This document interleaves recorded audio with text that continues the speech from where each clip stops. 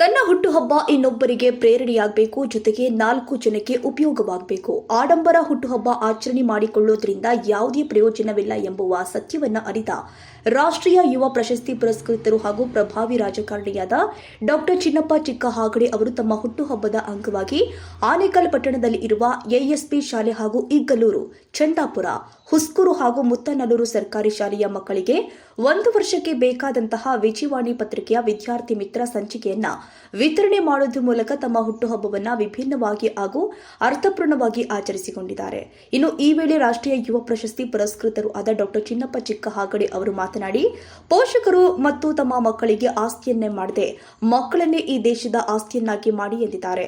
ಇನ್ನು ವಿಶೇಷವಾಗಿ ವಿದ್ಯೆ ಎಂಬುದು ಯಾರೂ ಕದಿಯಲಾಗದ ವಸ್ತುವಾಗಿದ್ದು, ವಿದ್ಯಾರ್ಥಿಗಳು ಕಲಿಕೆಯ ಸಮಯದಲ್ಲಿ ಬೇರೆಡೆಗೆ ಆಕರ್ಷಣೆಗೆ ಒಳಗಾಗದೆ ಶ್ರದ್ಧೆಯಿಂದ ವಿದ್ಯಾಭ್ಯಾಸ ಮಾಡಿ ತಾನು ಓದಿದ ಶಾಲೆಗೆ ಹಾಗೂ ಗ್ರಾಮಕ್ಕೆ ಹೆಸರು ತರುವಂತಹ ಕೆಲಸ ಮಾಡಿ ಅಂತ ವಿದ್ಯಾರ್ಥಿಗಳಿಗೆ ಸ್ಫೂರ್ತಿದಾಯಕ ಮಾತುಗಳನ್ನು ಹೇಳಿದ್ದಾರೆ. ಇನ್ನು ಕಾರ್ಯಕ್ರಮದಲ್ಲಿ ಹಿರಿಯ ಪತ್ರಕರ್ತರು ಆದ ಚಂದಾಪುರ ಸಿಆರ್ ವಿಜಯಕುಮಾರ್, ರಾಷ್ಟ್ರೀಯ ಯುವ ಪ್ರಶಸ್ತಿ ವಿಜೇತರು ಆದ ಹೀಲಲಿಗೆ ನಾಗವೇಣಿ, ರಾಜ್ಯ ಪ್ರಶಸ್ತಿ ವಿಜೇತ ಚಂದಾಪುರ ಮಹೇಶ್, ಯುವ ನಾಯಕರು ಆದ ಗೌರಿಶಂಕರ್, ಸೌಂದಯ್ಯ, ಟಿಎಸ್ ಕುಮಾರಚಾರಿ, ಅತ್ತಿಬೆಲೆ ಎಸ್ಎಂಆರ್ ರವಿಕುಮಾರ್, ವಿಜಯವಾಣಿ ಪತ್ರಿಕೆಯ ಪ್ರಸರಣ ವಿಭಾಗದ ಮುಖ್ಯಸ್ಥರು ಆದ ವಿದ್ಯಾಧರ್ ಮೊದಲಾದವರು ಹಾಜರಿದ್ದರು. ಈ ಒಂದು ನಮ್ಮ ಚಿನ್ಮಯ ಸೇವಾ ಸಂಸ್ಥೆಯಿಂದ ಒಂದು ವಿದ್ಯಾರ್ಥಿ ಮಿತ್ರ ಕೊಡ್ತಾ ಇರೋ ಉದ್ದೇಶ ಏನಂತಂದರೆ, ನಮ್ಮ ಸಂಸ್ಥೆ ಅಧ್ಯಕ್ಷರು ಚಿನ್ನಪ್ಪ ಅವರು ಮುಖ್ಯವಾಗಿ ಶಿಕ್ಷಣಕ್ಕೆ ಆದ್ಯತೆ ನೀಡುವಂಥವ್ರು. ಅದು ತಾವು ಓದಿರೋ ಶಾಲೆಯಿಂದಲೇ ಶುರು ಆಗಬೇಕು. ಆನೇಕಲ್ ತಾಲೂಕಿನ ಬೇರೆ ಬೇರೆ ಶಾಲೆಗಳಿಗೆ ನಾವು ಇವತ್ತೊಂದು ವಿದ್ಯಾರ್ಥಿ ಮಿತ್ರ ಕೊಡ್ತಾ ಇದ್ದೀವಿ. ಈ ಒಂದು ನಾನು ಓದಿರೋ ಶಾಲೆಯಿಂದಲೇ ಶುರು ಆಗಲಿ ಈ ಒಂದು ಅಭಿಯಾನ ಅಂತೇಳಿ ಒಂದು ಮೊದಲಾಗಿ ಈ ಶಾಲೆಯಲ್ಲಿ ಒಂದು ಕಾರ್ಯಕ್ರಮ ಇಟ್ಕೊಂಡಿದ್ದೀವಿ. ಈ ಉದ್ದೇಶ ಏನಂದರೆ, ಒಂದು ವಿದ್ಯಾರ್ಥಿ ಮಿತ್ರ ಅನ್ನೋದು ಏನಂತಂದರೆ, ಅದ್ರ ಬಗ್ಗೆ ನಮ್ಮ ಸ್ನೇಹಿತರು ನವೀನ್ ಚಂದ್ರಶೆಟ್ಟಿ ಅವರು ಸವಿಸ್ತಾರವಾಗಿ ಆಮೇಲೆ ಹೇಳ್ತಾರೆ. ಇದು ನಿಮ್ಮ ಪಠ್ಯಪುಸ್ತಕಗಳು ಏನಿರುತ್ತೆ ಅದೇ ಇರುತ್ತೆ, ಜೊತೆಗೆ ಇನ್ನು ಸಾಮಾನ್ಯ ಜ್ಞಾನ ಹೊರಗಡೆ ನಡೀತಿರ್ತಕ್ಕಂಥ ಪ್ರಚಲಿತ ವಿದ್ಯಮಾನಗಳು ಇದ್ರ ಬಗ್ಗೆ ತಿಳಿಸ್ಕೊಳ್ಳೋಂಥ ಒಂದು ವಿದ್ಯಾರ್ಥಿ ಮಿತ್ರ ತುಂಬ ಮಕ್ಕಳಿಗೆ ವಿದ್ಯಾರ್ಥಿಗಳಿಗೆ ಉಪಯುಕ್ತವಾಗುತ್ತೆ. ತಾವೆಲ್ಲ ದಯಮಾಡಿ ಇನ್ಮೇಲೆ ನಾಳೆಯಿಂದ ಬರೋ ಈ ಪತ್ರಿಕೆನ ತಾವೆಲ್ಲ ಒಂದು 10 ನಿಮಿಷ ಸಮಯ ಕೊಟ್ಟು ಅದನ್ನು ಓದಿ. ಇದರಿಂದ ನಿಮ್ಮ ಮುಂದಿನ ಬೌದ್ಧಿಕ ಬೆಳವಣಿಗೆಗೆ ತುಂಬ ಅನುಕೂಲ ಆಗುತ್ತೆ ಅಂತ ಹೇಳ್ತಾ, ಈ ಒಂದು ಮಹೋನ್ನತವಾದ ಕಾರ್ಯ ಒಂದು ಶಾಲೆ ನೀಡಿರ್ತಕ್ಕಂಥ ನಮ್ಮ ಚಿನ್ನಪ್ಪ ಅವರಿಗೆ ನಿಜವಾಗಲೂ ಇದೊಂದು ಉತ್ತಮ ಕಾರ್ಯ.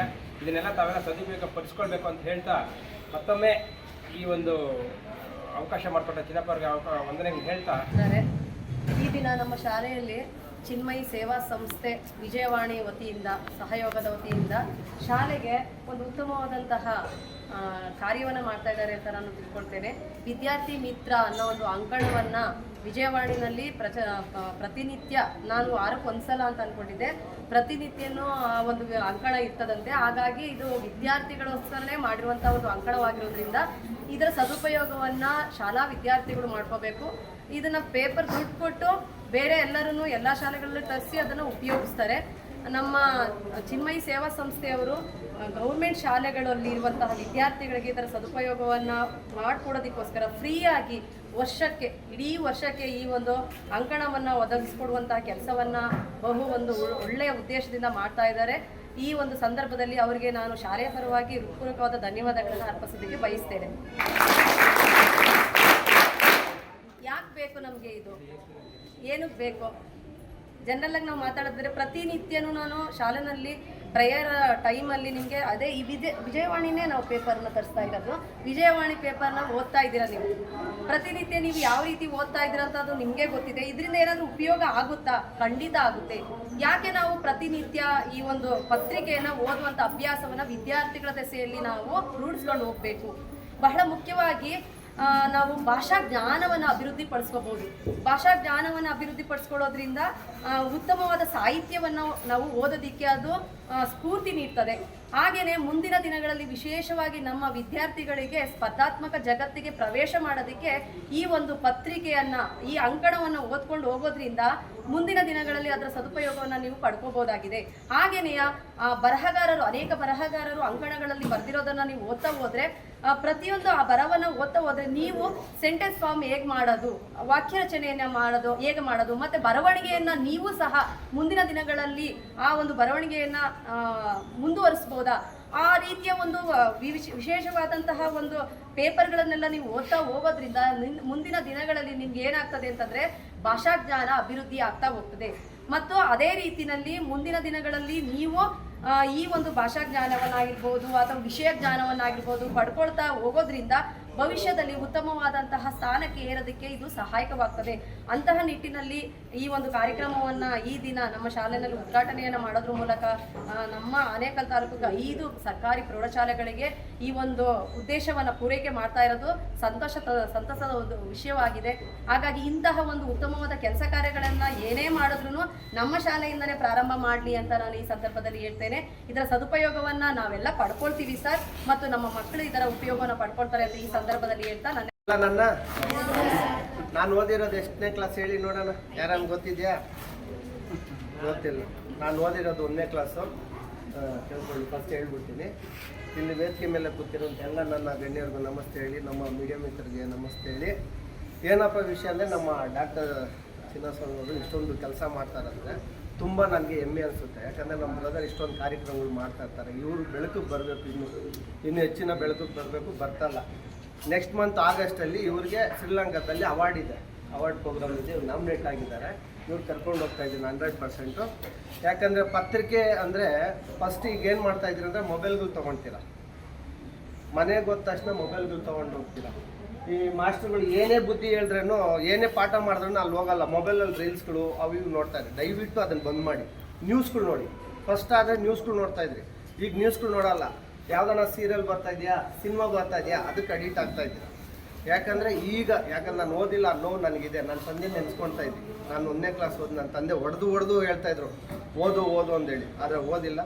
ನನ್ನ ಹಣೆ ಬರ್ಗೇನು ಕಲಾತಾಯಿ ಕೈ ಹಿಡಿದಿದ್ದಾಳೆ, ಮಟ್ಟಕ್ಕೆ ಹೋಗ್ತಾ ಇದ್ದೀನಿ. ಅದಕ್ಕೆ ಇದು ನಿಮ್ಗೆ ಬರಬಾರ್ದು. ರೀಲ್ಸ್ಗಳು ನೋಡಬೇಡಿ, ಪೇಪರ್ ಓದಿ. ಯಾಕಂದರೆ ಒಳ್ಳೆ ಪೇಪರು ನಿಮಗೆ ಮನೆಗೂ ತಲುಪಿಸ್ತಾ ಇದ್ದಾರೆ. ನೀವು ಒಳ್ಳೆ ಎಜುಕೇಷನ್ ತೊಗೊಳ್ಳಿ. ಫಸ್ಟ್ ಎಜುಕೇಷನ್ ಮುಖ್ಯ. ನೀವು ದುಡ್ಡು ಮಾಡ್ತೀರೋ, ದುಡ್ಡು ಬಿಡ್ತೀರೋ, ಹೆಸರು ಮಾಡ್ತೀರಲ್ಲ. ಎಜುಕೇಷನ್ ಇದ್ದರೆ ನೀವೇನು ಬೇಕಾದ್ರೂ ಸಾಧನೆ ಮಾಡ್ಬೋದು. ಎಜುಕೇಷನ್ ಇಲ್ಲ ಅಂದರೆ ಏನೂ ಸಾಧನೆ ಮಾಡೋಕ್ಕಾಗಲ್ಲ. ನಿಮ್ಮಪ್ಪ ನಿಮ್ಮಮ್ಮ ಕಷ್ಟಪಟ್ಟು ಓದಿಸೋದು ಏನು ಗೊತ್ತಾ? ಎಜುಕೇಷನ್. ಅವ್ರ ಹೊಟ್ಟೆಗೆ ಊಟ ಇದೆಯೋ ಇಲ್ವೋ ಗೊತ್ತಿರಲ್ಲ, ಸಾಲ ತೊಗೊಂಡು ಬರ್ತಾರೋ ಏನು ಮಾಡ್ತಾರೋ ಗೊತ್ತಿಲ್ಲ.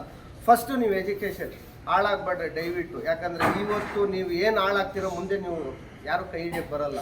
ಅರ್ಥ ಆಯ್ತಾ? ಅದನ್ನು ಹೇಳ್ತಾ ನನ್ನ ಭಾಷಣ ಜಾಸ್ತಿ ಆಯಿತು ಅನಿಸುತ್ತೆ. ಫಸ್ಟು ಎಜುಕೇಷನ್ ಮಾಡಿ, ಈ ರೀಲ್ಸ್ಗಳು ಮೊಬೈಲ್ಗಳು ಬಿಡಿ, ಒಳ್ಳೆ ಪೇಪರ್ ಓದಿ, ನ್ಯೂಸ್ ನೋಡಿ, ಒಳ್ಳೇದನ್ನು ತಗೊಳ್ಳಿ, ಕೆಟ್ಟದ್ದು ಬಿಡಿ. ನನಗೆ ಕೈ ಹಿಡಿದಿದೆ ಅಂತ 2 ಚಲನಚಿತ್ರಗಳ ನಿರ್ಮಾಪಕರು ಕೂಡ, ಹೀರೋ ಕೂಡ ಪ್ರತಿನಿತ್ಯ ಧಾರಾವಾಹಿಗಳಲ್ಲಿ ಕೂಡ ಬರ್ತಾರೆ. ಹಾಗಾಗಿ ಅನಿರೀಕ್ಷಿತವಾಗಿ ನೆನ್ನೆ ನನಗೆ ಕಾಲ್ ಮಾಡಿದ್ರು, ಎಲ್ಲೋ ಒಂದು ಕಾರ್ಯಕ್ರಮಕ್ಕೆ ಹೋಗಬೇಕು ಅಂತ. ಇಲ್ಲಪ್ಪ ನಮ್ಮ ಬೇರೆ ಚರ್ಚೆ ಇದೆ, ನೀನು ನಾಳೆ ಬಂದುಬಿಡು ಅಂತ ಹೇಳಿದೆ. ಹಾಗಾಗಿ ಇಲ್ಲಿ ಬಂದು ಆತ ಹೇಳಿದ್ದೇನಂತ ಹೇಳಿದ್ರೆ, ವಿದ್ಯೆ ಎಲ್ಲವನ್ನು ಕೊಂಡ್ಕೊಳ್ತದೆ. ನಾವೆಲ್ಲರೂ ಕೂಡ ವಿದ್ಯಾವಂತರಾಗಬೇಕು. ಸಮಾಜದಲ್ಲಿ ನಾವು ಯಾವ ರೀತಿ ಅಂತ ಹೇಳಿದ್ರೆ, ಒಂದು ಉತ್ತಮ ಪ್ರಜೆಗಳಾಗಿ ಬದುಕಬೇಕಾದ್ರೆ ವಿದ್ಯೆ ಬಹಳ ಮುಖ್ಯ. ಹಾಗಾಗಿ ವಿದ್ಯೆಗೆ ಹೆಚ್ಚಿನ ಆದ್ಯತೆ ಕೊಡಬೇಕು. ಮತ್ತು ನಾನು ತಮ್ಮಲ್ಲಿ ಮನವಿ ಮಾಡ್ಕೊಳ್ಳೋದೇನಂತ ಹೇಳಿದ್ರೆ, ಇವತ್ತು ಏನೆಲ್ಲ ಸಂಪಾದನೆ ಮಾಡಿದ್ರು ಕೂಡ ಎಲ್ಲವೂ ಕೂಡ ನಶಿಸಿ ಹೋಗ್ಬಿಡ್ತದೆ. ದುಡ್ಡು ಕೂಡ ಕರಗ್ತದೆ, ಆಸ್ತಿ ಕೂಡ ಕರಗ್ತದೆ, ಎಲ್ಲವೂ ಕೂಡ ಆಯಸ್ಸು ಕೂಡ ಕರಗ್ತದೆ. ಆದರೆ ನಾವು ಕಲ್ತಿರ್ತಕ್ಕಂಥ ವಿದ್ಯೆ, ನಾವು ಹುಟ್ಟಿನಿಂದ ಸಾಯುವ ಮಣ್ಣಿನಲ್ಲಿರೋರಿಗೂ ಕೂಡ ಇರ್ತದೆ ಇಂಥ ವಿದ್ಯೆ. ಮತ್ತು ಇಂಥ ವಿದ್ಯೆಯನ್ನು ಕಲಿಸ್ತಕ್ಕಂಥ ಗುರುಗಳಿಗೆ ಮತ್ತು ಜನ್ಮ ಕೊಟ್ಟಂಥ ತಂದೆ ತಾಯಿಗಳಿಗೆ ನಾವು ಸದಾ ಚಿರಋಣಿಯಾಗಬೇಕು. ಮತ್ತು ನಮಗೆ ಅನ್ನ ಕೊಡ್ತಕ್ಕಂಥ ರೈತರು, ದೇಶ ಕಾಯ್ತಕ್ಕಂಥ ಯೋಧರು, ನಮ್ಮ ಹುಟ್ಟಿನಿಂದ ಸಾಯೋವರೆಗೂ ಈ 3 ಜನರಿಗೆ 4 ಜನರಿಗೆ ನಾವು ಚಿರಋಣಿಯಾಗಿರಬೇಕು. ಮತ್ತು ನಮಗೆ ಜನ್ಮ ಕೊಟ್ಟ ತಂದೆ ತಾಯಿಗಳು ರಾತ್ರಿ ಅಥವಾ ಬೆಳಗ್ಗೆ ಹೊತ್ತು ನಮ್ಗೆ ಹೇಳ್ತಾರೆ. ಆದರೆ ವಿದ್ಯಾಗುರು ಬೆಳಗ್ಗೆಯಿಂದ ಸಂಜೆವರೆಗೂ ನಮಗೆ ಒಂದು ಕಲ್ಲಿನ ರೀತಿ ಇರ್ತಕ್ಕಂಥ ನಮ್ಮ ಏನು ಮೂರ್ತಿಗಳ ರೂಪಿಯಲ್ಲಿ ಮಾಡ್ತಕ್ಕಂಥ ಗುರುಗಳನ್ನು ನಾವು ಸದಾ ನೆನೀಬೇಕಾಗ್ತದೆ. ಮತ್ತು ನಾನು ಈ ಒಂದು ಸ್ಥಾನಮಾನಕ್ಕೆ ನಾನು ಯಾಕೆ ಇವತ್ತಿಲ್ಲಿ ಬಂದೆ ಅಂತ ಹೇಳಿದ್ರೆ, ನಾನು ಹಲವಾರು ಕಡೆ ಹೇಳ್ತಾ ಇರ್ತೀನಿ, ನನ್ನ ಸಾಧನೆಗೆ ನನ್ನ ASP ಶಾಲೆ ಕಾರಣ ಅಂತೇಳಿ. ಮೊನ್ನೆ ಕೂಡ ಸುಮಾರು ಜಿ ನ್ಯೂಸಲ್ಲಿ ಒಂದು ಅರ್ಧ ಗಂಟೆ ನನಗೆ ಇಂಟ್ರ್ಯೂ ಮಾಡಿದಾಗ ನಾನು ಹೇಳಿದ್ದೀನಿ, ಯಾಕೆ ASP ಭಾಳ ಜನ, ನಾನು ಒಂದು 8-10 ವರ್ಷಗಳಿಂದ ಕಾಲೇಜಿನ ಜಾಸ್ತಿ ಇಲ್ಲಿ ತೊಡಗಿಸ್ಕೊಂಡಿದ್ದೆ.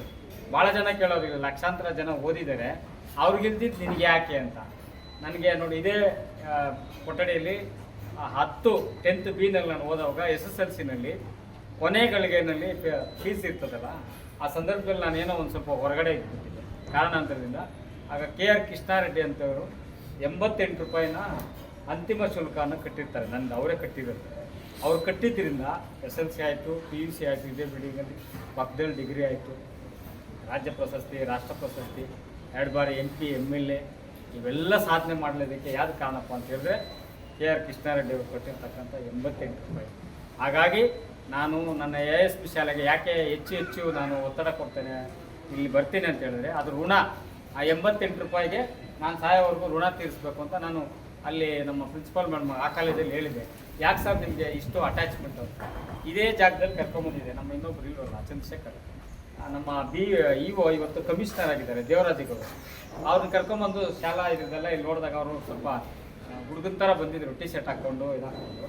ಅವರು ಇದೆಲ್ಲ ಟಾಯ್ಲೆಟ್ಸ್ ಎಲ್ಲ ತೋರಿಸಿದೆ, ಇದು ಸಮಸ್ಯೆ ಇದೆ, ಇದು ಸಮಸ್ಯೆ ಇದೆ, ಇದು ಸಮಸ್ಯೆ ಇದೆ ಅಂತ. ಬೆಳಗ್ಗೆ ಒಂದು 10:30ಗೆ ಬಂದ್ಬಿಟ್ಟಿದ್ರು.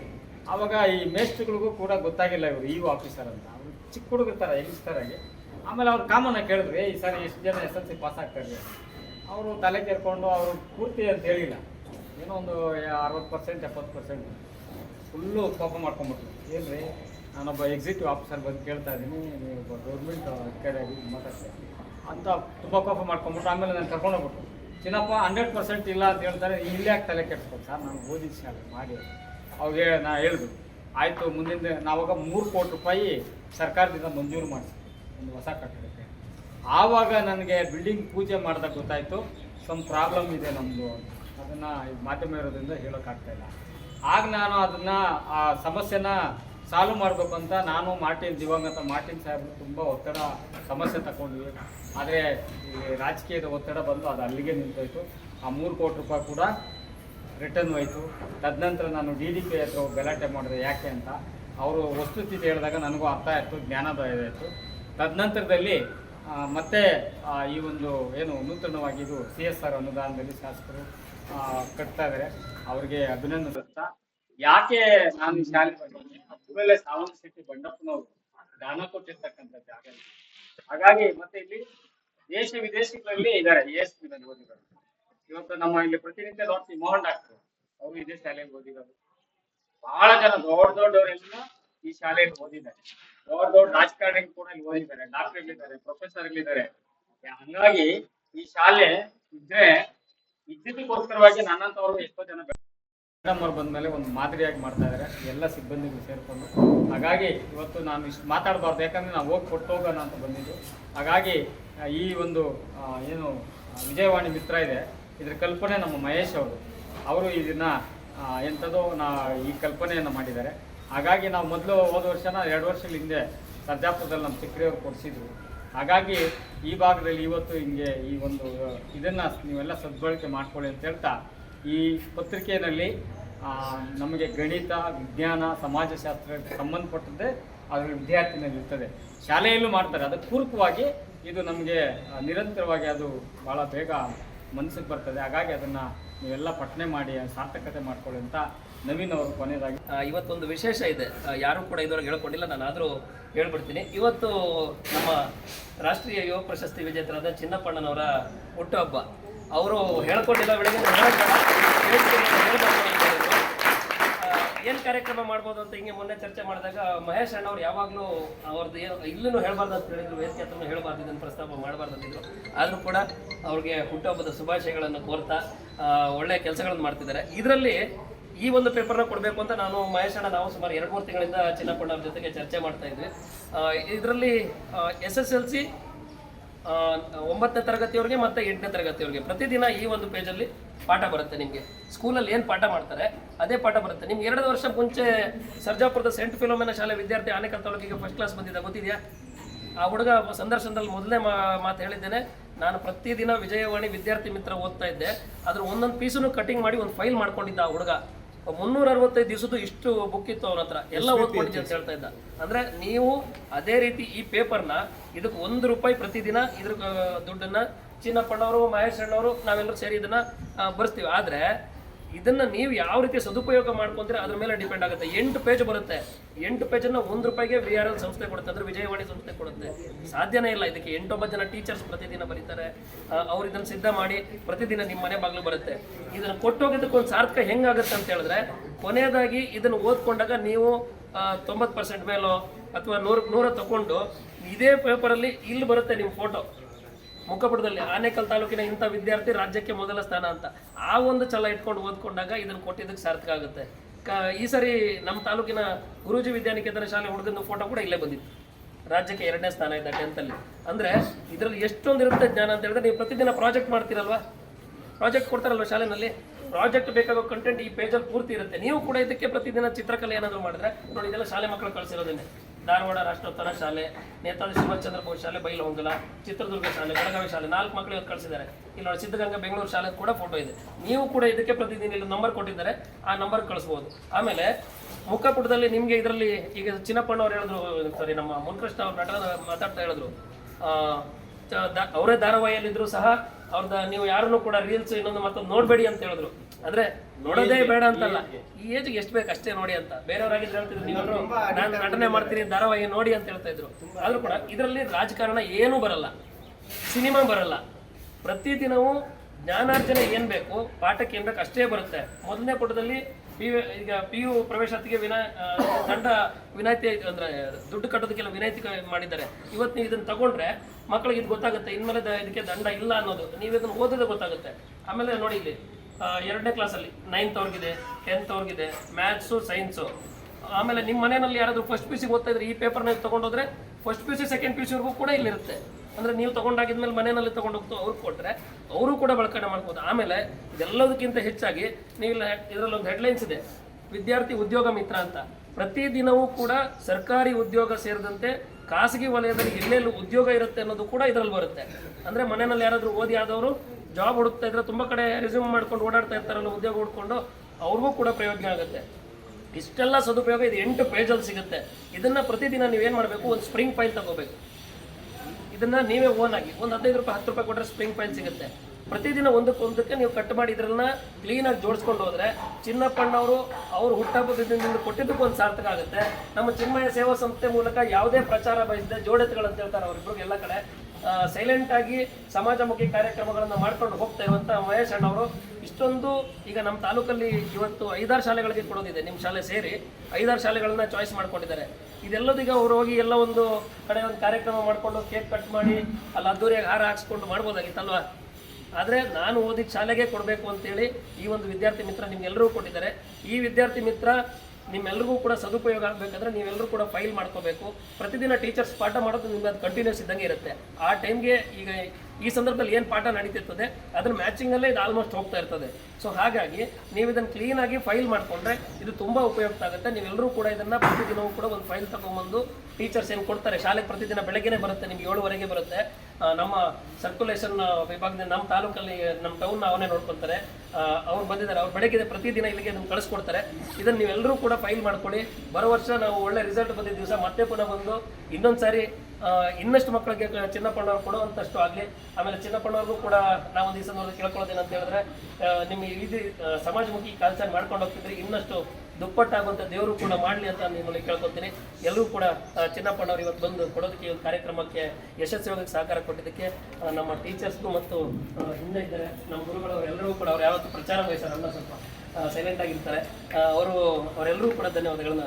ಸಾಕಷ್ಟು ಜನ ಏನು ಬೇರೆ ಬೇರೆ ಉದ್ಯೋಗಗಳಲ್ಲಿ ಕೆಲಸ ಮಾಡ್ತಾ ಇದ್ದಾರೆ. ಶಿಕ್ಷಕರಾಗಿರ್ಬೋದು ಅಥವಾ ಚಾಲಕರಾಗಿರ್ಬೋದು ಅಥವಾ ಒಂದು ಕೆಲಸ ಮಾಡಬೇಕು. ಆದರೆ ನಾವು ಈ ಸಮಾಜ ಮುಖ್ಯವಾಗಿ ಏನೋ ಒಂದು ಕೆಲಸ ಮಾಡಬೇಕು. ಈ ಸಮಾಜದಲ್ಲಿರುವಂಥ ಮಕ್ಕಳಿಗೆ ನಾವೊಂದು ಕಾಣಿಕೆಯಾಗಿ ಏನೋ ಒಂದು ಕೊಡಬೇಕು ಅನ್ನೋ ಮನೋಭಾವನೆ ಇದೆಯಲ್ಲ, ಅದು ಎಲ್ಲರಲ್ಲೂ ಬೆಳೆಯೋದಿಲ್ಲ. ಅದು ಇವತ್ತು ಸ್ವಾರ್ಥ ಸಮಾಜದಲ್ಲಿ ನಾವು ಇದ್ದೀವಿ. ಶೇಕಡ 80ರಿಂದ 90% ಇರುವಂಥ ಈ ಸಮಾಜದಲ್ಲಿ ನಾವೆಲ್ಲ ಕೂಡ ಸ್ವಾರ್ಥಿಲ್ಲ. ನಾವು ನಮ್ಮ ಮಕ್ಕಳು, ನಮ್ಮ ಹೆಂಡತಿ ಮಕ್ಕಳು ಅಷ್ಟಕ್ಕೆ ಮಾತ್ರ ನಾವು ಸೀಮಿತ ಆಗಿದ್ದೀವಿ. ಆದರೆ ಅದನ್ನು ಮೀರಿ ಏನೋ ಒಂದು ಸಮಾಜಕ್ಕೆ ಕೊಡುಗೆಯಾಗಿ ಕೊಡಬೇಕು. ನಾವು ಇವತ್ತೇನೋ ಒಂದು ಒಳ್ಳೆಯ ವಿಚಾರ ಬಿಟ್ಟು ಹೋಗಿದ್ದೀವಿ ಅಂದರೆ ಅದು ಮುಂದಿನ ಪೀಳಿಗೆಗೆ, ಮುಂದಿನ ವಿದ್ಯಾರ್ಥಿಗಳಿಗೆ ಅನುಕೂಲ ಆಗ್ತದೆ ಅನ್ನೋ ಕಾರಣಕ್ಕೋಸ್ಕರ ನಾವೆಲ್ಲ ಒಂದು ಮನೋಭಾವನೆ ನಾವು ಚಿನ್ನಪ್ಪನವ್ರ ಬಗ್ಗೆ ಸಾಕಷ್ಟು ಜನಕ್ಕೆ ಗೊತ್ತಿಲ್ಲ. ಅವರು ಯುವ ಸಂಘಗಳನ್ನು ರಿಜಿಸ್ಟರ್ ಮಾಡಿದ್ದಾರೆ. ಬೆಂಗಳೂರು ನಗರ ಮತ್ತು ಗ್ರಾಮಾಂತರ, ರಾಮನಗರ ಜಿಲ್ಲೆಗಳಲ್ಲಿ ಸುಮಾರು 1000ಕ್ಕೂ ಹೆಚ್ಚು ಯುವ ಸಂಘಗಳನ್ನು ಅವರು ರಿಜಿಸ್ಟ್ರೇಷನ್ ಮಾಡಿದ್ದಾರೆ. ಕಾರಣ ಏನೆಂದರೆ ನಮ್ಮ ಯುವಕರು, ಅದರಲ್ಲೂ ಗ್ರಾಮಾಂತರ ಭಾಗದ ಯುವಕರು ಸಂಘಟಿತರಾಗಬೇಕು, ಸರ್ಕಾರದಿಂದ ಬರುವಂಥ ಸೌಲಭ್ಯಗಳನ್ನು ಪಡ್ಕೋಬೇಕು. ಆ ನಿಟ್ಟಿನಲ್ಲಿ ನಾವು ಕೂಡ ಒಂದು ಅಭಿವೃದ್ಧಿ ಆಗಬೇಕು ಅನ್ನೋ ಮನೋಭಾವನೆ ಇದೆಯಲ್ಲ, ಎರಡರಲ್ಲೂ ಬರೋದಿಲ್ಲ. ಇವತ್ತು ಖಾಸಗಿ ಶಾಲೆಗಳು ಲಕ್ಷಾಂತರ ರೂಪಾಯಿ, ಕೋಟ್ಯಾಂತರ ರೂಪಾಯಿ ಬಂಡವಾಳ ಹಾಕಿ ಕಟ್ಟಿದಾರೋ ಅವರಲ್ಲೂ ಕೂಡ ಸಮಾಜಮುಖಿಯಾಗಿ ಹೋಗೋದಿಲ್ಲ. ಕಾರಣ ಏನಂದರೆ ನಮಗೆ ಇವತ್ತು 50,000 ರೂಪಾಯಿ ಸಂಬಳ ಬರ್ತಾಯಿದೆ ಒಂದು ಸರ್ಕಾರಿ ಶಿಕ್ಷಕರಿಗೆ ಅಥವಾ ಖಾಸಗಿ ಶಾಲೆ ಶಿಕ್ಷಕರಿಗೆ ಒಂದು 30,000 ರೂಪಾಯಿ ಬರ್ತಂದರೆ ನಾವು 500 ರೂಪಾಯಿ ಕೂಡ ಒಂದು ವರ್ಷಕ್ಕೆ ಕಟ್ ಮಾಡೋಕ್ಕೆ ಹೋಗೋದು. ನಮ್ಮದು ಆ ಮನೋಭಾವನೆ ಬರೋದೇ ಇಲ್ಲ. ಆ ನಿಟ್ಟಿನಲ್ಲಿ ನಾವೆಲ್ಲರೂ ಕೂಡ ಇವತ್ತೇನು ಒಂದು ನಮ್ಮ ಮುಖ್ಯೋಪಾಧ್ಯಾಯರ ನೇತೃತ್ವದಲ್ಲಿ ಇವತ್ತು ಇಲ್ಲಿ ಮಾಡ್ತಾ ಇದ್ದಾರೆ, ಒಂದು ಅಷ್ಟೋ ಇಷ್ಟು ನಮ್ಮ ಕೈಲಾದಷ್ಟು ಒಂದು ಸಹಾಯವನ್ನು ಈ ಸಮಾಜಮುಖಿಯಾಗಿ ಇರುವಂಥ ಕೆಲಸಗಳನ್ನು ಮಾಡಿದ್ರೆ ಖಂಡಿತ ಮುಂದಿನ ಭವಿಷ್ಯದಲ್ಲಿ ನೀವು ಕೂಡ ಒಂದು ಒಳ್ಳೆ ಎತ್ತರವಾಗಿ ಬೆಳೆಯುವಂಥ ಅನುಕೂಲ ಆಗ್ತದೆ. ಯಾವುದೋ ಮನುಷ್ಯ ಸ್ವಾರ್ಥವಾಗಿ ಬರೀ ಇರಬೇಕು, ಆದರೆ 100% ಅಷ್ಟು ಸ್ವಾರ್ಥವಾಗಿ ಬದುಕಬಾರ್ದು. ಕನಿಷ್ಠ ಒಂದು 10-15% ಆದರೂ ಸಮಾಜಮುಖಿಯಾಗಿ ಕೆಲಸವನ್ನು ಮಾಡಿದಾಗ ನಿಮ್ಮ ಬದುಕು ಕೂಡ ಸಾರ್ಥಕ ಆಗ್ತದೆ. ಆ ನಿಟ್ಟಿನಲ್ಲಿ ಇವತ್ತು ಚಿನ್ನಪ್ಪನವರು ಅವರ ಹುಟ್ಟುಹಬ್ಬವನ್ನು ಆಚರಣೆ ಮಾಡಿಕೊಂಡು ಸಮಾಜಮುಖಿಯಾಗಿ ಕೆಲಸ ಮಾಡ್ತಿದ್ದಾರೆ. ಅವರು ಇವತ್ತು ಸಂದರ್ಭದಲ್ಲಿ ಶ್ಲಾಘನೀಯ ಒಂದು ಕಾರ್ಯ. ಇವತ್ತು ವಿದ್ಯಾರ್ಥಿ ಮಿತ್ರ ವಿಚಾರವಾಗಿ ನಾವೆಲ್ಲ ಕೂಡ ಪತ್ರಿಕೆಗಳು ಓದೋ ಅಭ್ಯಾಸವೇ ಇಲ್ಲ. ಎಷ್ಟು ಜನಕ್ಕಿದೆ? 5% ಜನಕ್ಕೆ ಮಾತ್ರ ಇದೆ. ತಾವೆಲ್ಲರೂ ಕೂಡ ಪಠ್ಯಪುಸ್ತಕಗಳು ಓದೋದು ಒಂದೇ ಅಲ್ಲ, ಬರೀ ನೀವು ಮೊಬೈಲಲ್ಲಿ ರೀಲ್ಸು ಅಥವಾ ಬೇರೆ ಬೇರೆ ನೋಡ್ರಿ, ಇಲ್ಲ ಅಂತಲ್ಲ, ಆದರೆ ಪತ್ರಿಕೆಗಳನ್ನು ಈ ದಿನ ನಮ್ಮ ಹೋರಾಟದ ಗುರುಗಳು ಹಾಗೂ ನಾಕಂಡಂಥ ನಮ್ಮ ತಾಲೂಕಿನಾದ್ಯಂತ ಎಲ್ಲ ಮನೆ ಇರ್ಬೋದು, ಎಲ್ಲ ಗ್ರಾಮಗಳಿರ್ಬೋದು, ಎಲ್ಲ ಯುವಕರುಗಳನ್ನೆಲ್ಲರನ್ನು ಒಂದು ಎಬ್ಬರಿಸಿ ಆಮೇಲೆ ಅವ್ರನ್ನ ಯುವಕರನ್ನ ಒಂದು ಒಳ್ಳೆಯ ಸಮಾಜ ಸೇವೆ ನಿಟ್ಟಿನಲ್ಲಿ ಒಂದು ಅಡಿಪಾಯ ಕೊಟ್ಟಂಥ ನಮ್ಮ ಚಿಕ್ಕಗಡೆ ಚಿನ್ನಪ್ಪಣ್ಣವ್ರಿಗೆ ಈ ದಿನ ಹುಟ್ಟುಹಬ್ಬದ ಶುಭಾಶಯಗಳು. ದೇವರು ಅವ್ರಿಗೆ ಆರೋಗ್ಯೇಶ್ವರ್ಯ ಕೊಟ್ಟು ಕಾಪಾಡಲಿ. ಈ ಥರ ಕಾರ್ಯಕ್ರಮಗಳು ಎಲ್ಲ ನಾಯಕರನ್ನೆಲ್ಲ ಮಾಡಲಿ. ಆಮೇಲೆ ಈ ದಿನ ಈ ಸ್ಕೂಲ್ಗೆ ಎಲ್ಲನೂ ವಿಜಯವಾಣಿ ಪತ್ರಿಕೆ ವಿದ್ಯಾರ್ಥಿ ಮಿತ್ರ ಅನ್ನೋ ಒಂದು ಇದು ಕೊಡ್ತಾ ಇದ್ದಾರೆ. 5 ಶಾಲೆಗಳಲ್ಲಿ ಈ ಕಾರ್ಯಕ್ರಮಗಳು ಹಾಕ್ಕೊಂಡಿದ್ದಾರೆ. ಇಂಥ ಕಾರ್ಯಕ್ರಮಗಳು ಎಲ್ಲರೂ ಮಾಡಲಿ ಅಂತ ಈ ಮೂಲಕ ನಾನು ನಿಮ್ಮ ವಾಹಿನಿ ಮೂಲಕ ಕೇಳ್ಕೊತೇನೆ.